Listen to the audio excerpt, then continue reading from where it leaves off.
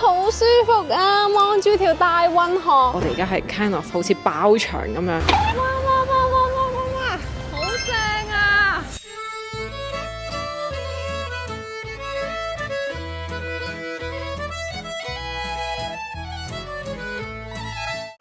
Good morning, welcome to Venezia. Woohoo! 本身咧，我哋就喺意大利南部 Puglia 玩嘅，大家可以睇翻之前 Puglia 嘅 vlog 啦 ，highly recommend。去完 Matera 咧，就搭咗一個內陸機1個鐘頭，飛到嚟威尼斯機場。第一晚到埗咧，夜已深啦，都成10點啦，所以咧我哋就冇住喺威尼斯呢一個水鄉入面嘅，我哋反而咧係住咗喺隔離嘅一個陸路嘅地方叫做 Mestre。我哋將我哋本身嘅大行李咧放咗喺尋晚嘅酒店啦，因為喺度住完2晚之後再去攞翻嘅，咁就攞一啲細行李咧就嚟到威尼斯。咁我哋今朝搭咗個的士去咗羅馬廣場，然後咧就喺羅馬廣場咧買咗一個威尼斯水鄉嘅水上巴士飛，單程咧要9歐嘅，我哋買日票咧就25歐，咁然後咧就可以無限搭，基本上你搭3、4程咧已經係回本，咁好正。我哋一搭呢一個水上巴士咧，去其中一個站 exactly 喺我哋酒店門口 check in 酒店就出發，正式同大家 explore 威尼斯。耶！呢一間咧就係我哋第一晚喺威尼斯嘅酒店，呢間房都幾大，同埋咧佢係有少少嗰啲歐洲古堡城堡嘅感覺。睇睇啲牆紙，哇，黃色有啲復古花紋嘅，即刻好似嚟咗一個文藝復興嘅年代咁樣。最正咧就係佢有一個大露台啦，望住下面嘅運河景，你話唔正啊 ？Good morning！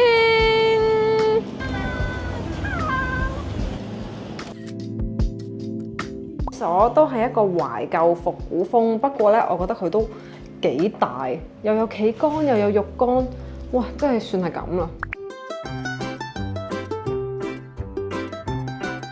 睇下威尼斯啲小巷子幾窄，威尼斯每一個轉角都係有驚喜嘅。喂，肥肥，你條防盜腰包帶再次露咗喺個 pat pat 度，即係引人嚟犯罪啦！威尼斯第一件事食飯先，我哋咧嚟到威尼斯安曼啊！呢度咧啲房咧要5萬蚊港幣一晚，住唔起住唔起。講緊500至到800尺咯，咁裏面啲房就比較 modern，唔係話好即係 I guess sell privacy。即係啲錢咧要多到冇定使咧，我先至會攞5萬蚊嚟住呢一個酒店咯。解釋翻呢間安曼點解咁貴呢？係因為佢喺16世紀嘅時候係一個 palace 嚟嘅，係貴族住嘅地方。威尼斯喺中世紀嘅時候咧係極度繁榮昌盛、非常富裕嘅一個城市。當年咧要係啲有錢家庭先至可以住喺威尼斯。呢個亦都解釋咗點解住喺威尼斯本島咁貴嘅原因，就係因為好大部分嘅建築咧都保留緊中世紀嘅原貌。雖然我哋住唔起呢一間安曼，但係咧我哋都可以入嚟食 lunch， 感受一下當年中世紀宮殿嘅藝術氣息啦，佢嘅華麗嘅感覺真係完全值回票價啊！可能係啲意大利人比較遲食嘢咧，我哋而家係 kind of 好似包場咁樣，呢度完全係法國凡爾賽宮嘅感覺喎，勁癲咯，勁靚咯，笑死我哋嚟呢度，係一碟炸海鮮炸魚，勁唔襯呢度咯，完全唔使個逼。再要咗個鴨胸同埋意大利雲吞，單價都唔平價，都要300-400蚊一個 course。真係好普通咯，暗啦，overcook 啦，麻麻地啊。各位，俾1分鐘時間我，等我教大家點樣一路網購一路賺進 Asia Miles。儲咗10幾年里數咧，我同我老公基本上咧成日飛歐洲坐 business 咧，都係用 Miles 換嘅。我啲 friend 成日就問我：喂，點解你啲 Miles 咧可以多過晒佢哋嘅？因為我真係用盡唔同嘅方法儲里數。今次同大家分享國泰好正嘅 Miles Back 理想匯平台。嗱，好似買呢一個袋嘅話，只要你經 Miles Back 去 Selfridges 買，入面每消費1英鎊咧就有8里數。哇！即係呢一個袋咧，已經賺咗8000幾里數，巨量啊！喂，咁即係點樣先用到 Miles Back 啊？好簡單，只要打開 Asia Miles by Cafe App 或者上翻國泰網站揾翻 Miles Back， 呢度咧有超過1000個 brand 啊 ，category 基本上你想買乜都有，百貨、家電、食物、美妝、旅遊，包羅萬有。只要經 Miles Back click 去各個品牌嘅 online shop， 就已經可以賺到雙重里數啦。雙重里數即係如果你呢一筆網購本身用里數信用卡俾錢，嗰度本身咧已經賺緊一啲信用卡里數啦，但但係咧，如果你再經 miles back 去消費嘅話，例如呢一個袋你就 extra 賺多8000幾里，即係賺上賺。你話唔正啊？嗱，我咧最中意買衫，成日幫襯嗰啲 Savages 啊、Farfetch 啊、Polo、Ralph Lauren 都有，淨係 fashion brand 已經有110個啊！所以你哋成日問我，到底我點樣有咁多 miles 飛嚟飛去？因為我識得經 miles back 去 online shopping 咯，一樣嘅網購，更多嘅理想。好消息嚟緊，成個6月 miles back 有更多嘅 promotion 啦，最多可以賺到每10蚊有12.75 miles。新用戶單筆消費滿1600蚊咧，仲可以 bonus 賺多500 miles 添啊，勁正啊！快啲去 miles back， 一路買一路賺啦！喂，呢個水上巴士真係正到爆咯，尤其是咧你要過嚟最嬲尾呢一度咧，哇，望晒個大運河嘅景，睇下啲外國人幾舒服坐到，哇，真係一流啊呢個景！威尼斯呢一座城市咧，大家我相信香港人係完全唔陌生，因為澳門咧都有一個威尼斯人啊。咁但係真正嘅威尼斯咧，其實佢最遠古嘅歷史咧，可以追溯喺公元5世紀。咧佢喺中世紀大概13、14世紀嘅時候咧，係佢最鼎盛、最輝煌嘅時代。當年嘅威尼斯咧係孕育咗大量嘅文藝復興畫家啦、建築師或者係學者。呢一度咧係上流社會居住嘅地方，所以今日咧我哋依然幾百年後可以喺度見證到曾經輝煌嘅威尼斯。身後咧就係嚟到最出名嘅聖馬可廣場啦！呢一個廣場點解咁犀利咧？就係因為佢係有一啲好重要嘅建築啦，例如係聖馬可大教堂啦、聖馬可鐘樓啦，同埋總督府。我記得咧，我10幾20歲嚟威尼斯嘅時候咧，其實我都好中意呢個地方。我覺得呢度係好震撼嘅，佢係有別於其他嘅歐洲城市，因為呢度係第一，佢係一個水城啦，一路上你沿住大運河所見到嘅風景、所見到嘅建築物咧，你都係會震撼。尤其是咧，好多係拜占庭式嘅建築咧。即係歐洲唔係話好多地方可以見到咁細緻咯，完全係你每行一步精雕細琢，你又會發覺哇，真係震撼啊嘅感覺。聖馬可大教堂就係相傳喺9世紀嘅時候咧，有一啲威尼斯商人咧就喺埃及咧偷咗聖馬可嘅遺體，然後咧就存放喺呢一個聖馬可大教堂嗰度供奉。呢一個教堂咧，佢係做工極度精細啦，入面咧係黃金處處。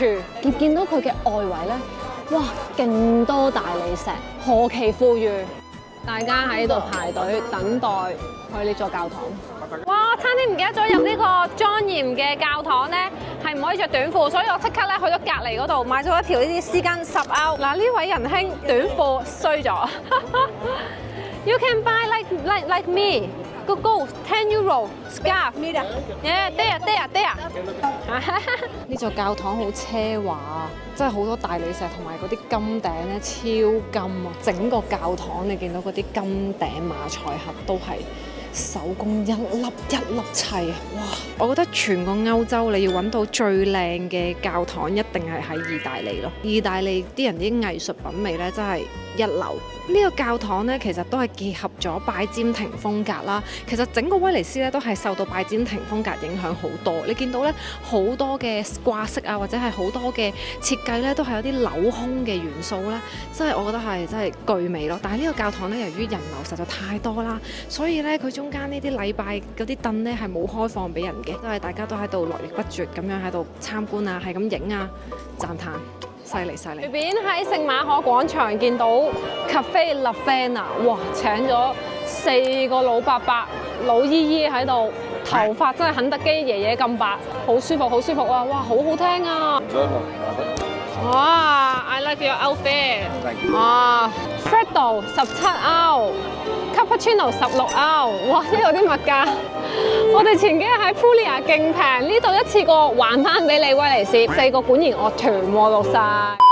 補充翻呢間 coffee shop 咧，點解咁貴？係因為呢一間咖啡店其實係1750年已經開業㗎啦。成個聖馬可廣場上面咧有幾間呢啲百年老店啊，其中一間咧叫做花神咖啡。咁呢間咧就 exactly 喺花神咖啡對面啦。16歐啊，100幾蚊嘅咖啡，真係要慢慢嘆，唔飲晒都唔想走啊！呢一啖嘅味道咧，勾起咗我青春嘅味道啊！你知唔知啊，肥肥？勾起咗我當年窮盡成副身家，攞咗2-3萬蚊嚟歐洲40日，由倫敦玩到落嚟，哇！我哋嗰陣時40日比較窮，又係每2-3晚轉一轉地方嘅喎。跟住最貴係咩啊？買咗嗰個唔知8000幾蚊嘅 Euro Pass 啊！有時啲夜晚喺個火車度瞓覺添啊！個 Euro Pass 就由英國一路咁樣去法國，再德國、奧地利、捷克、意大利，再落西班牙。哇！40日，然後我哋嗰陣時好窮，每晚就係住嗰啲10歐羅一晚嘅青年旅社，所以嗰陣時對我嚟講嚟威尼斯咧，哇！呢度10歐一杯咖啡好貴，嗱而家16歐，哇！我要細味翻我嘅回憶啊！我嘅青春。佢哋問我想點咩歌，我話鐵達尼號，而家就係模仿緊鐵達尼號就快沉船咧，哇！個感覺翻晒嚟。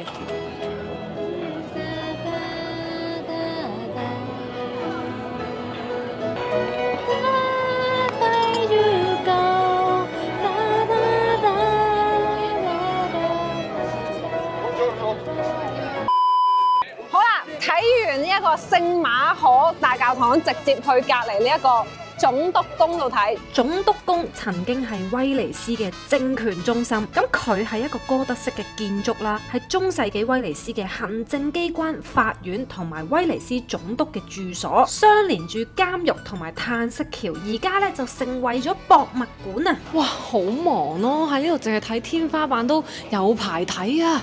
黐線嘅，呢度實物巨震撼啊！你見到佢天花板嘅裝飾同壁畫咧，你完全係感受到威尼斯最鼎盛嘅時期。呢啲畫咧係精緻到癲咗咯！你睇下嗰度畫翻嗰個聖馬可廣場同埋聖馬可大教堂，好多100年前嘅模樣，全部都係15世紀留到而家，好癲！盛世景象，見唔見到？1578年，哇，同而家一模一樣。震撼！而家咧嚟咗佢最大嗰個 hall 啦，以前就係好多威尼斯嘅政權人士喺呢一度咧去商討一啲重大嘅決策。可以幻想呢個大禮堂以前就係咁噶啦，哇，堆滿晒人，真係好震撼咯！我覺得呢度絕對值得嚟。哇！大家會唔會覺得點解總督府會有啲咁陰森嘅路咧？呢一條咧就係通往嘆息橋同監獄嘅路。呢度就係以前嘅人監獄啊！喺監獄嘅盡頭咧，而家呢一個位置就係嘆息橋嘅位置。嘆息橋咧，呢啲窗咧係一格格嘅。以前一啲犯人咧被裁決死刑之後，佢最後就會經過呢一條橋，望出去，嘆息佢人間最後嘅一個風景。咁原來裡面咧就係咁樣短短嘅，最後望一望威尼斯嘅美景。呢一座嘆息橋亦都有一個傳說，相傳一對情侶咧，如果喺黃昏時間，貢多拿經過咗呢一個嘆息橋，喺嘆息橋下擁吻咧，就會獲得永恆嘅愛情。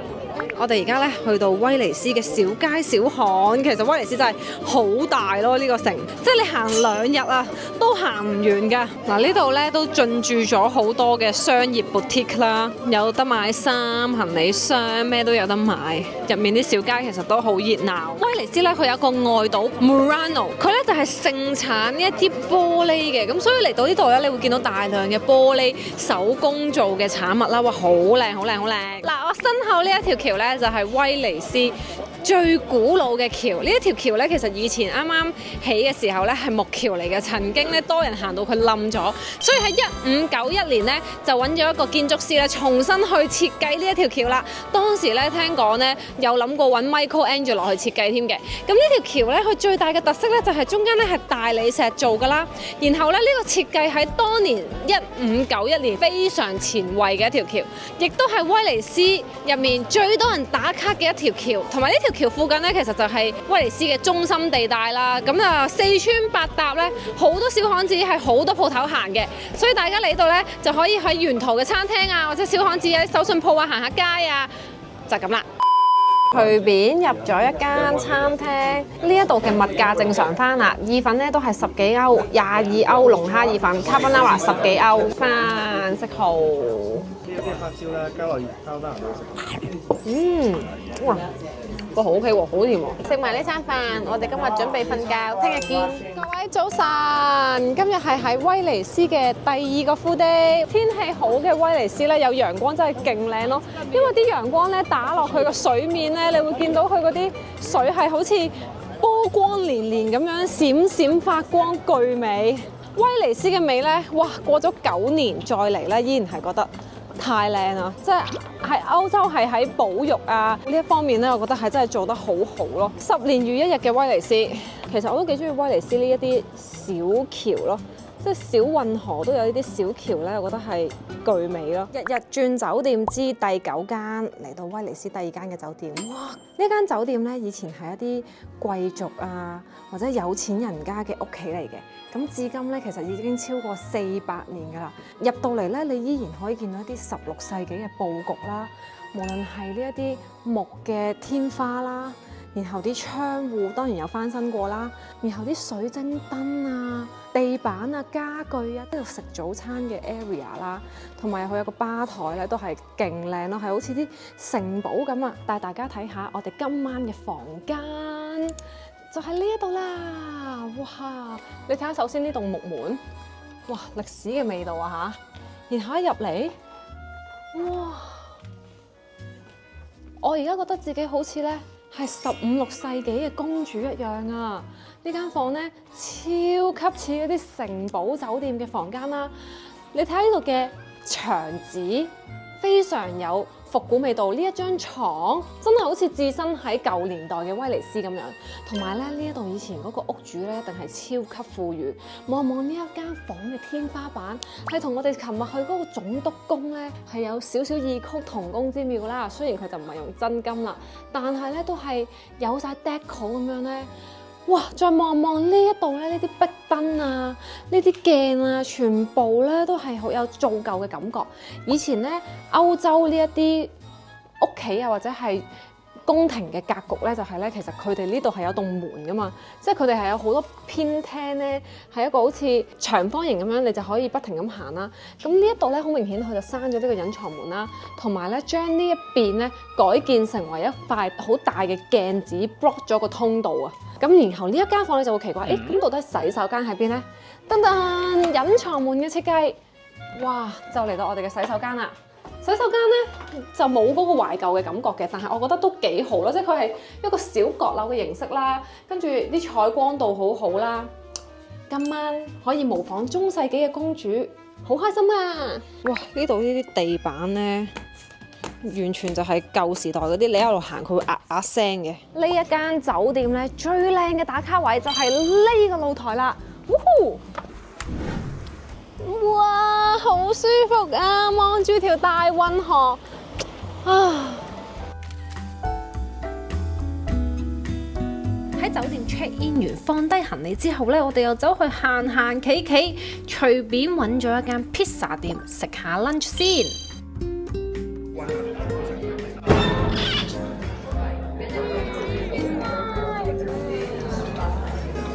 番茄嘅鮮味咧，係好似係先嘅香港嘅。聖馬可廣場嘅鐘樓，今日好天咧，我哋就今日上去睇啦。呢個鐘樓可以搭 lift 上去，好嘢，唔使行。上到嚟鐘樓咧，呢度就四面都可以睇，可以眺望到360度威尼斯嘅美景。好天嘅時候真係超靚啊！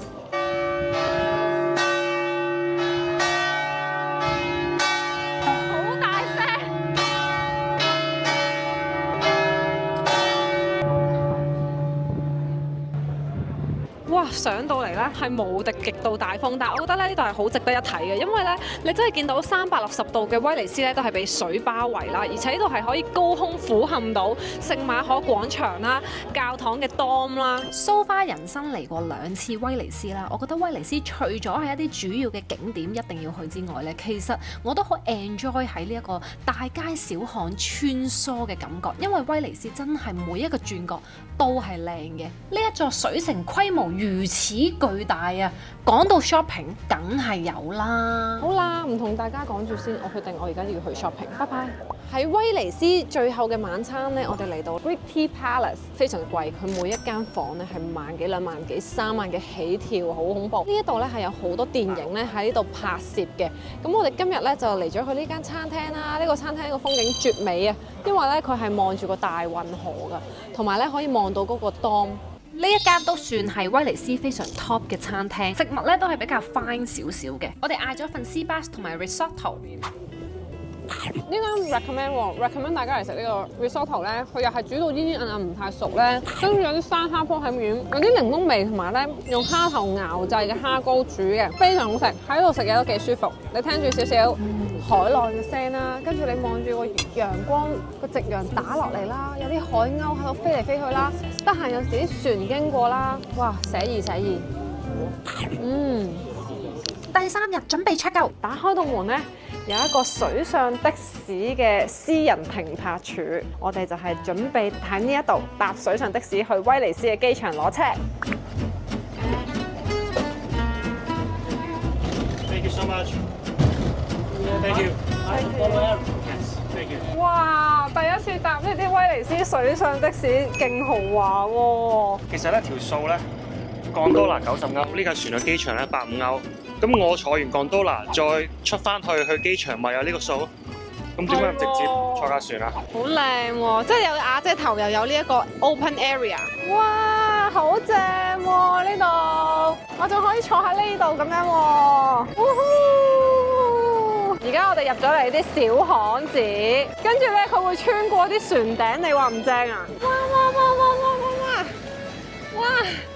好正啊！哇，幾靚喺度影出嚟，威尼斯好靚啊！呢一程水上的士其實真係幾正，總共咧坐咗半個鐘左右啦。到最後一段路咧，哇，簡直係風馳電掣咁樣，然後就會到威尼斯機場嘅碼頭啦。Thank you， 拜拜。我威尼斯嘅機場咧係直接有一個小碼頭等啲船停泊嘅。咁而家咧我哋翻嚟機場咧就租車，我哋將會喺威尼斯出發，然後自駕遊揸車揸去 Tuscany 區。其實今次2025嘅意大利之旅咧，我哋足足去咗半個月。下一集我哋就會帶大家去到好似油畫一樣咁靚嘅 Tuscany， 哇！亦都會去到鼎鼎大名嘅意大利佛羅倫斯。繼續期待下一集，多謝大家收睇，下集見，拜拜。